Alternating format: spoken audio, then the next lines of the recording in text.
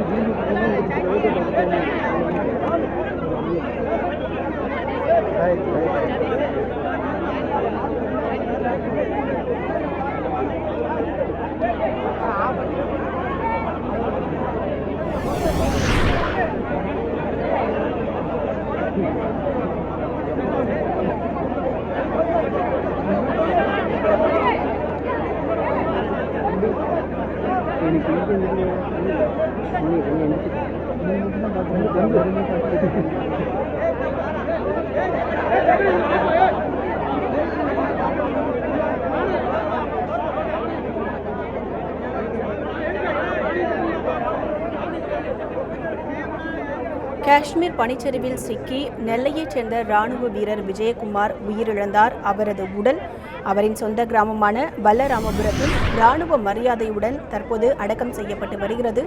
அதன் நேரடி காட்சிகளை பார்த்துக் கொண்டிருக்கிறோம்.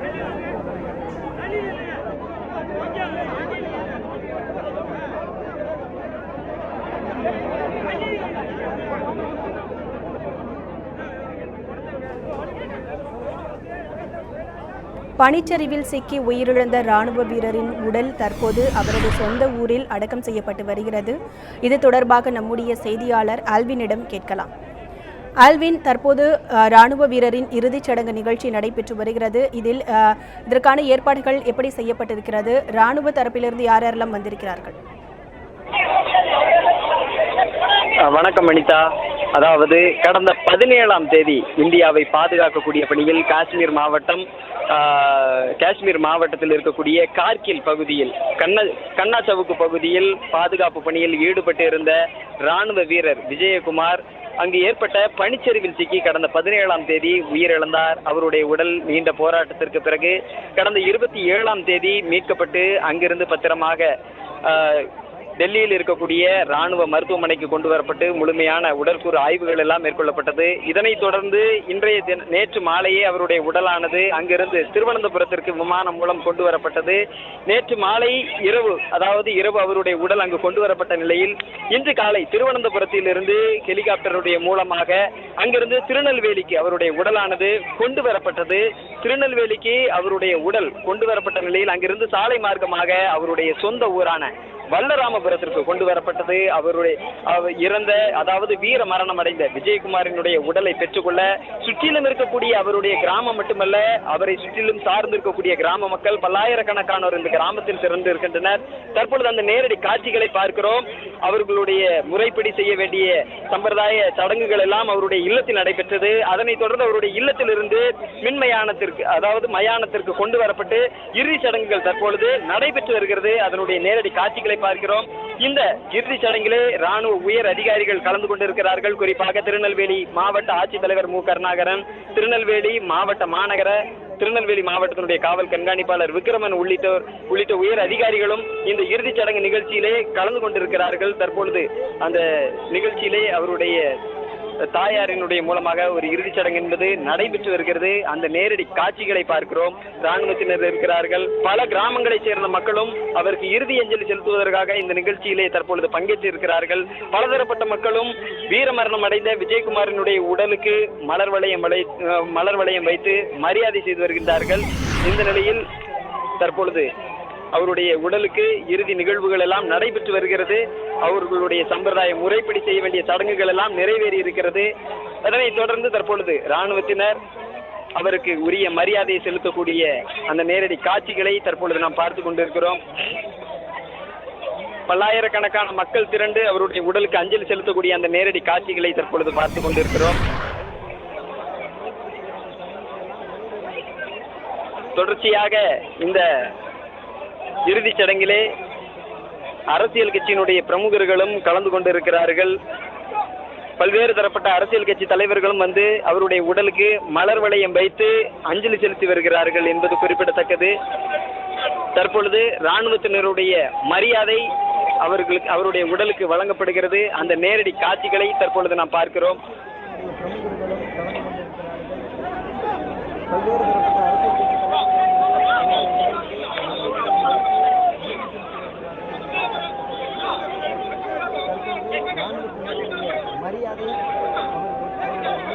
இராணுவத்தினர் உரிய மரியாதையை அவருக்கு அளித்து வருகிறார்கள். அந்த நேரடி காட்சிகளை தற்பொழுது நாம் பார்த்து கொண்டிருக்கிறோம்.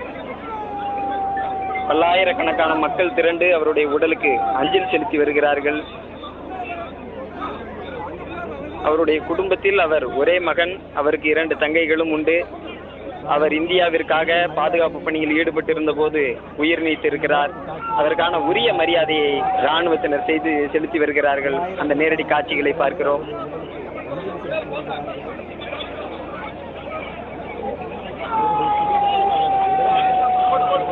பல்லாயிரக்கணக்கான மக்கள் திரண்டதனுடைய காரணமாக காவல்துறையினரும் அவர்களை ஒழுங்குபடுத்தக்கூடிய பணியில் ஈடுபட்டிருக்கிறார்கள். தற்பொழுது அவருடைய உடலானது அடக்கம் செய்யப்படுவதற்காக எடுத்து செல்லப்படுகிறது. அந்த நேரடி காட்சிகளை பார்க்கிறோம்.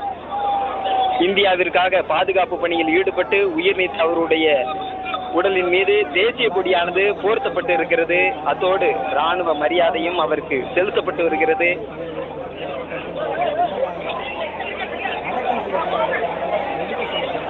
அவருடைய உடல் இன்னும் சற்று நேரத்தில் அடக்கம் செய்யப்பட இருக்கிறது. இராணுவத்தினருடைய அணிவகுப்பு மரியாதையுடன் அவருடைய உடல் அடக்கம் செய்யப்படுவதற்காக எடுத்து செல்லப்படுகிறது. இந்தியாவை பாதுகாக்கக்கூடிய பணியில் இன்னுயிரை நீத்திருக்கிற விஜயகுமாருக்கு கிராமப்புற மக்கள், அதாவது இந்த கிராமத்தை சுற்றி இருக்கக்கூடிய பல்லாயிரக்கணக்கான மக்கள் திரண்டு அஞ்சலி செலுத்தி வருகிறார்கள். அந்த திரளான கூட்டங்களையும் தற்பொழுது நம்மால் நேரலையில் காண முடியும்.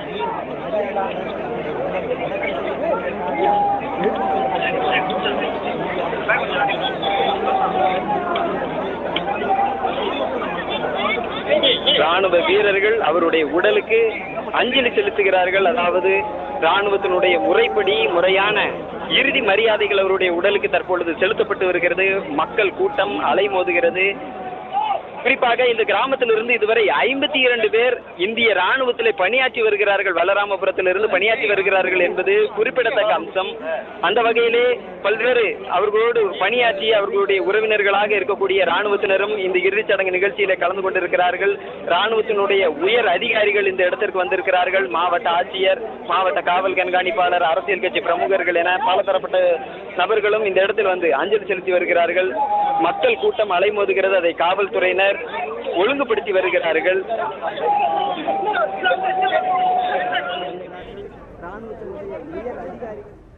ஆல்வின், உங்களோட கூடுதல் தகவல்களுக்கு நன்றி.